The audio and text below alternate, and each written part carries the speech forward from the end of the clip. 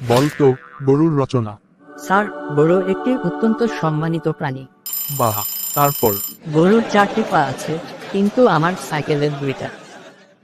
গরুর একটি লেজ আছে, কিন্তু আমার নেই। এসব কি বলছো? তুলনামূলক রচনা, স্যার। ঠিক আছে, গরুর উপকারিতা বলো। গরু দুধ দেয়। দুধ থেকে দই হয়। হ্যাঁ। দই থেকে মিষ্টি হয়। হ্যাঁ। মিষ্টি খেয়ে মানুষ মোটা হয়। তারপর? মোটা হয়ে জিমে যায়। তারপর? জিমের মালিক টাকা পায়। তারপর? তাই দেশের অর্থনীতিতে গরুর অবদান অপরিসীম।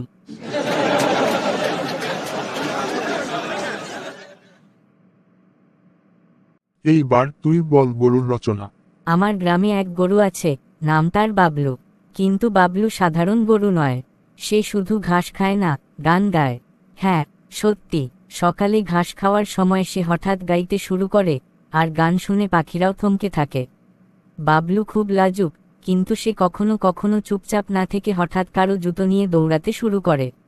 একবার সে আমাদের মাস্টার চশমা নিয়ে ঘাসের মধ্যে লুকিয়ে রেখেছিল। মাস্টা পুরো গ্রাম খুঁজে বের করেছিল, আর বাবলু শান্তিভাবে ঘাস খাচ্ছিল। সবচেয়ে মজার ব্যাপার হলো, বাবলু বৃষ্টিতে নাচতে খুব ভালোবাসে।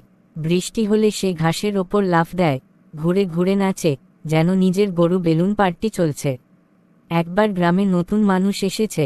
বাবলুর নাচ দেখে তারা বলল, এটা কি নাচের প্রতিযোগিতা, না গরু দেখানোর পার্টি?